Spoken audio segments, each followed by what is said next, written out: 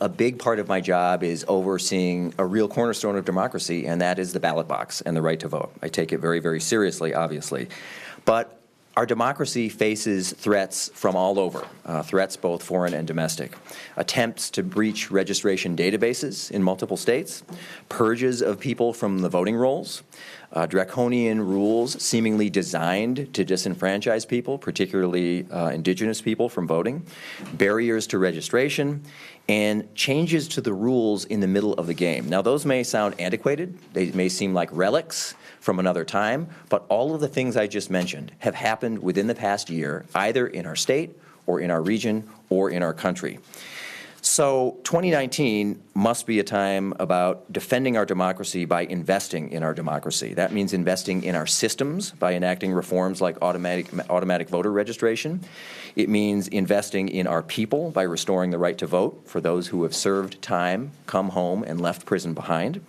It means investing in the privacy of voters for the upcoming 2020 presidential primary. And yes, it means investing in the security of our systems by allocating to my office as soon as possible after the legislature reconvenes the $6.6 million in federal money for security that has been sitting untouched in an account at MMB since April for our use. I'm going to introduce just generally here some speakers. We have Representatives Dean and Freiberg, Senators Lane and Rest with us, who will each at one point speak briefly. We'll also hear from Mr. Rob Stewart about why the restoration of voting rights is particularly important to him. But let me first take the privilege of talking about a first issue which is very important to our office, and that has to do with the election security funds that Commerce dedicated to us, promised to us, and delivered to Minnesota last spring. Funds that are still untouched. So protecting our election security remains critical. I've said many times that it is the #1 threat to the integrity of our election system, the prospect or the danger of some sort of outside attack. We saw it in 2016. Minnesota was one of the 21 targeted states by the Russian government. That's not up for debate. That's not a he said, she said. That happened. That is fact, objectively. And we passed that test in 2016, which is good. In 2018, we have no evidence of any sort of breach or even attempted breach, but we can't rest on our laurels here. I'm very pleased to see that Speaker-designate Melissa Hortman and Majority Leader Paul Gazelka seem to be in agreement to move this piece quickly. It is not controversial. It has no opposition on its own, as far as I know, but to move it as quickly as possible when the new session convenes so that we can get to the work of upgrading the security of our systems. So I want to thank them both for their leadership in recognizing this as a piece of common ground that they can settle on early in the session. So this is an important investment in protecting our democracy. But investing in democracy also means investing in people. Today in Minnesota, nearly 60,000 people who would otherwise be eligible to vote are ineligible to vote because they're on probation or supervised release from prison. These are people who have served their time already and are working to establish or reestablish themselves in their communities. Minnesotans, I think, believe in second chances, and we believe in forgiveness. And restoring the right to vote at the end of a prison term will give real opportunities to those who have left prison behind to become full members of their communities. And it increases safety. There is hard evidence out there that when you return and restore the right to vote for people, they feel more invested in the community and they are less likely to reoffend. That's something that we should all want. That's something that we should all seek. This is not a Republican idea or a DFL idea. As many of you know, this has had bipartisan support over the years. We hope we can get it done this year, and that Minnesota can join the growing list of states, including North Dakota, our neighbor, who have said that it's time to return full civil rights to those who have left prison behind. I want to thank, in particular, those who are here today from the Restore the Vote Coalition. They have really done the hard work of building this as part of an agenda. It's very important work. We're happy as an office to lend our voice to their efforts. They worked very hard over many years to make sure that there's a critical mass of support for this. I want to introduce Rob Stewart to you, and he's going to explain who he is and why this information is important to him. Rob?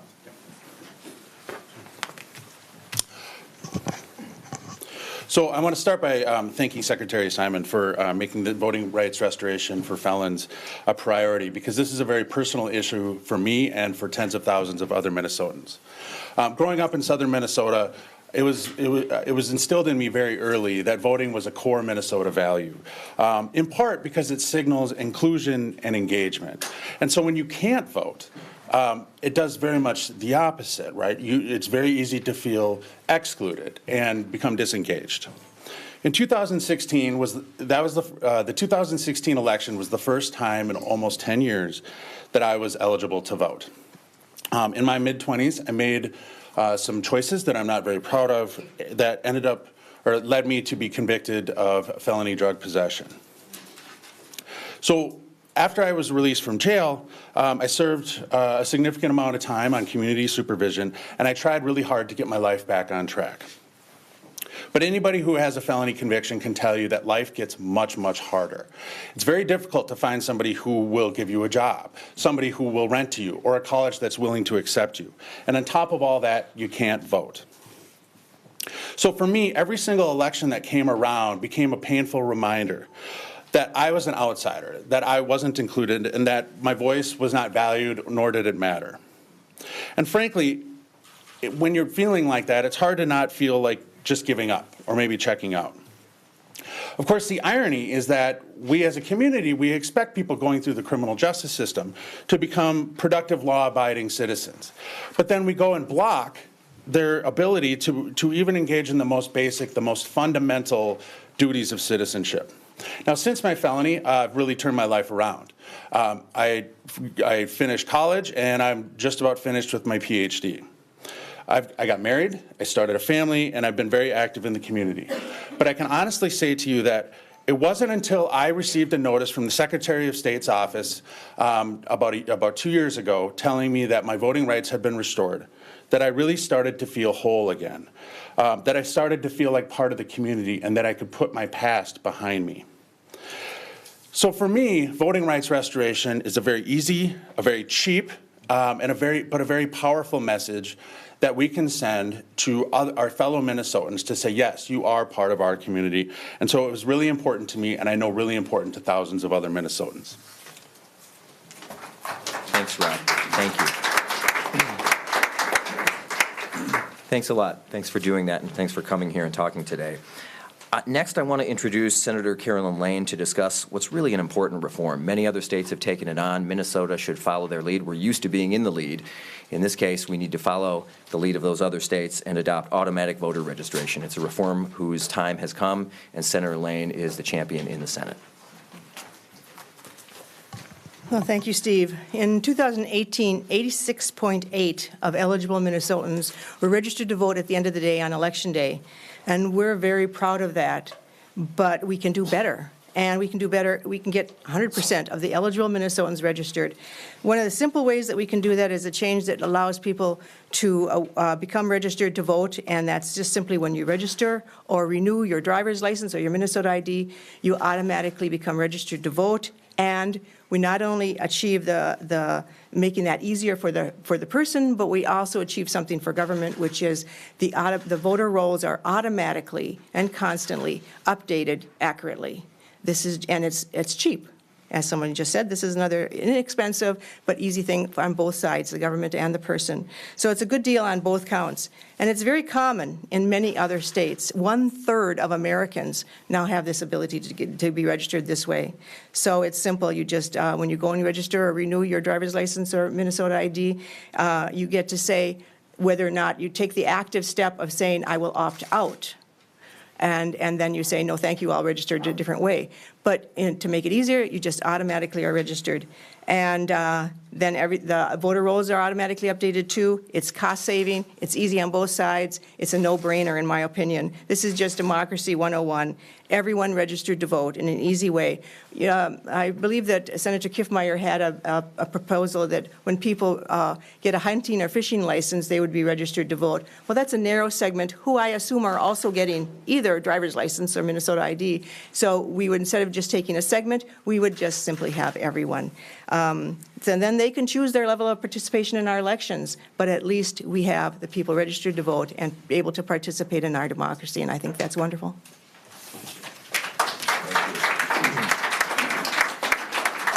Well, just as fundamental as participation in our elections is privacy in our elections, and particularly privacy at the ballot box. So we have two people here that we're going to hear from. First is Scott County Auditor Treasurer Cindy Geis. She's going to speak here about reform of the presidential primary law. This is coming up quickly. The next major election in Minnesota is not in August of 2020 or in November of 2020. It's in March of 2020, 14 months away. That's it. And unless we make some changes quickly, unless the legislature makes some changes quickly, we could have some problems. And Cindy Geis, who's on the front lines of electioneering, can tell you why that's the case. Good morning. My name is Cindy Geis. I'm from Scott County. I'm the Community Services Director, also the appointed County Auditor Treasurer.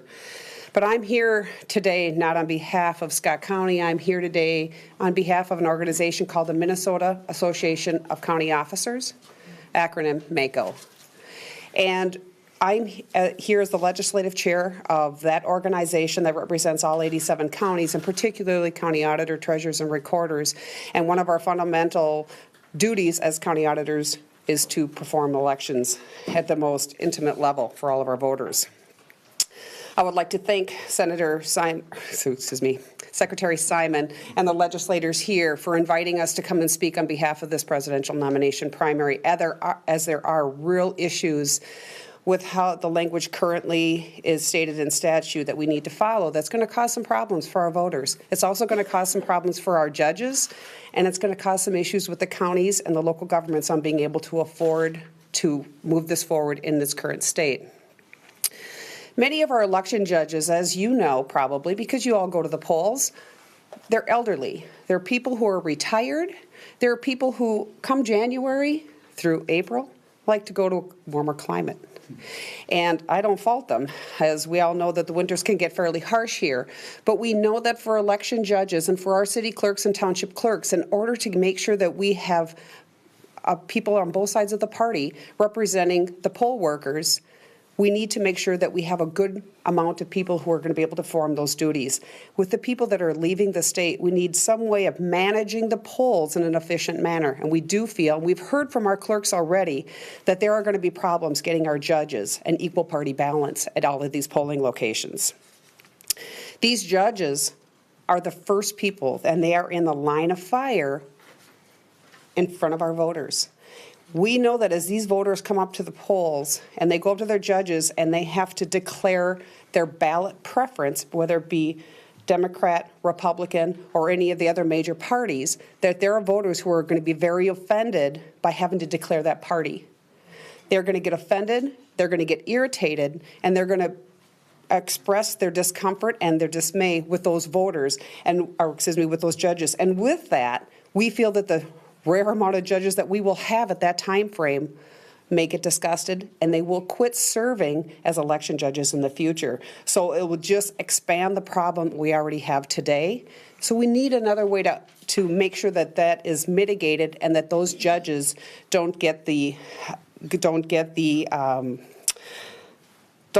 type of a language or that type of verbal abuse from our voters. Not that they just need someone to blame. And we all know that when you get to some type of service and somebody does not provide the level of service that you want, it's that person that's right in front of you, whether they're on the phone or whether they're in person, that is going to get the blame. So we do feel that this is going to be a huge problem with our election judges, and they will quit, particularly with those who don't want to declare their party.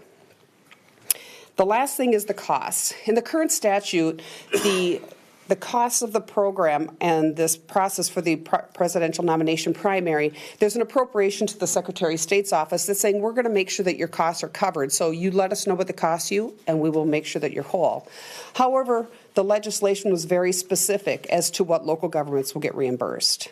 And there has been a lot of feedback from the county auditors and treasurers, as well as the city clerks and the township clerks, that they don't feel that their costs are going to get paid, because it is so very specific. So we have to work collectively with the Secretary of State's office and with our legislative delegation here to make sure that whatever language is in place when this election is held is clear, is concise, and it's effective and efficient for all, the voters and all of us who serve them. I want to express my deep appreciation for the Secretary and all the legislators here who work collectively with our organization in making sure that all these administrative and other legislative issues are brought forward, and we try to move forward these things together in order to make sure it's efficient and effective for everybody. Thank you.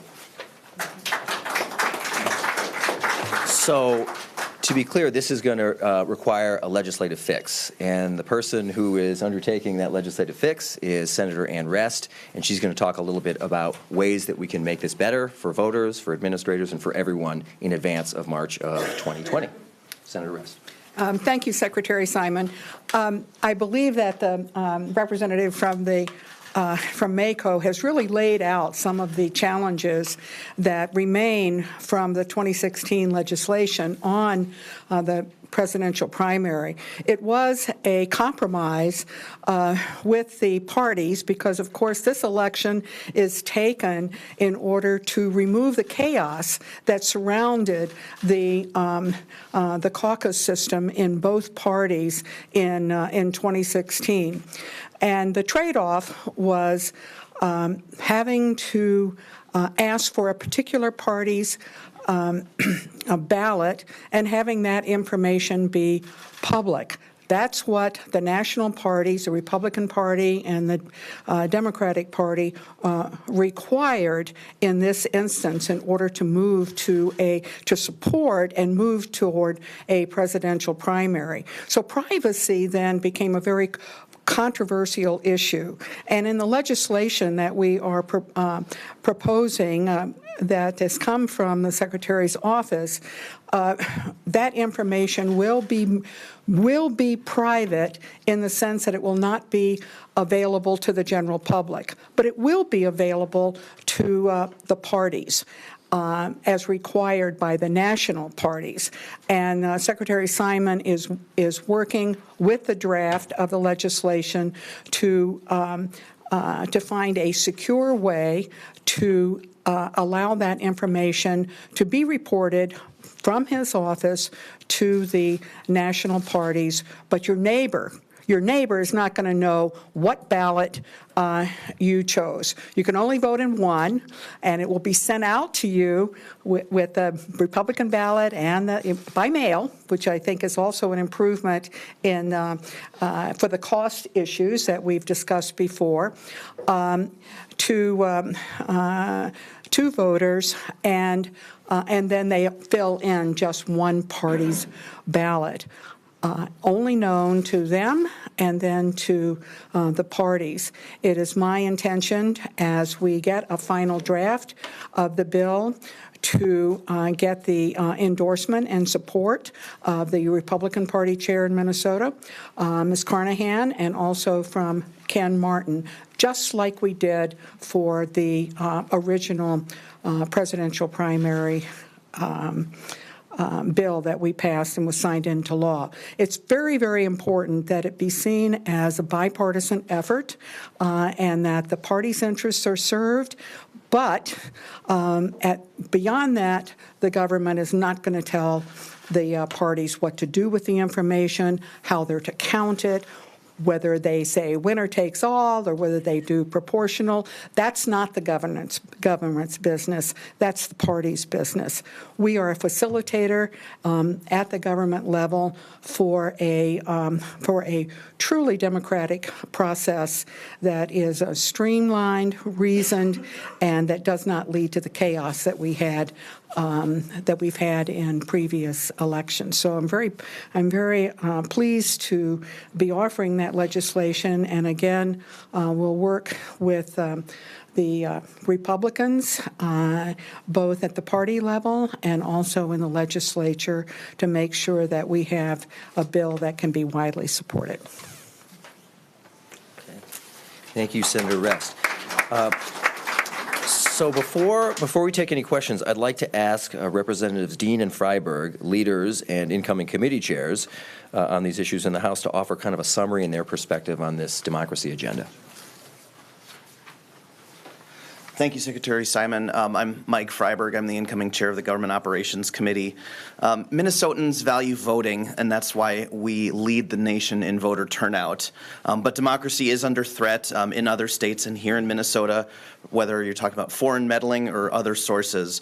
And only 58% of Americans believe that our democracy is working at least somewhat well. We have a great system with many safeguards in place here in Minnesota, not the least of which is paper ballots. That helps prevent us from, electronic meddling. But we need to make investments to ensure that there's election integrity, and we need to ensure that voting is an accessible right to all.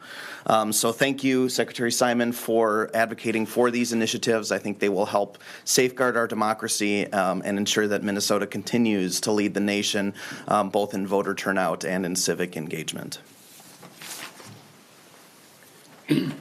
Well, again, thank you, Secretary Simon, my colleagues, of course, Rob and Ms. Geist from Scott County. The agenda is, I think, a great agenda. It includes restoring the right to the votes, those who have paid their debts to society, making voter registration automatic, protecting ballot privacy, and securing our voter registration database. It's an immediate and realizable way to invest in democracy right here in Minnesota.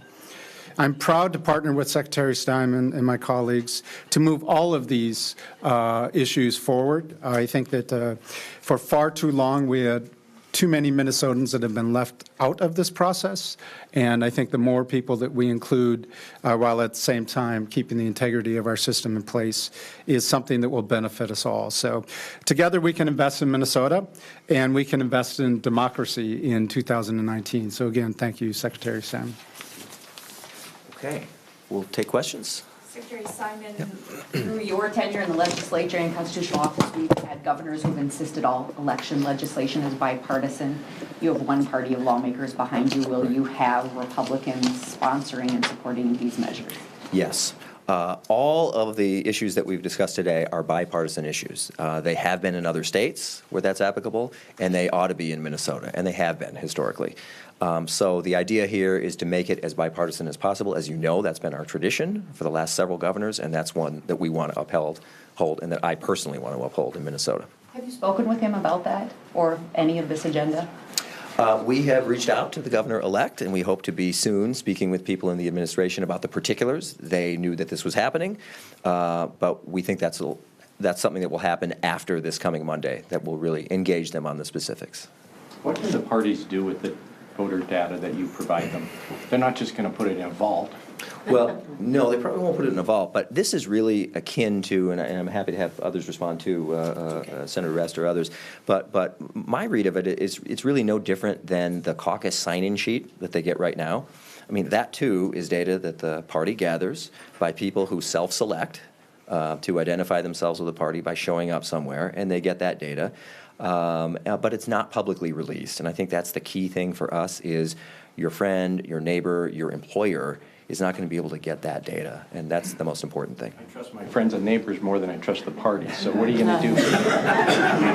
I think you speak for about 99% of Minnesotans there. So that's an issue really to, I think, discuss with the party chairs. I would hope that they'd be prudent about that. I hope that they would respect people's privacy, and I think they generally do. It's hard to get that information. It really is. Speaking as someone who's been a candidate, and we have a lot of people who are candidates here, it doesn't come easy. You can't just find it on the internet. So You can buy it, though. you'd have to talk to the parties about what they sell and how that information could even get out there. Could that declaration suppress turnout too? Is that a possible? I think one of the issues that came up when we had the original legislation was that the parties want their own partisans making the decision for who is going to be their presidential candidate. They don't want people from the other party making the decision, and they don't want independents.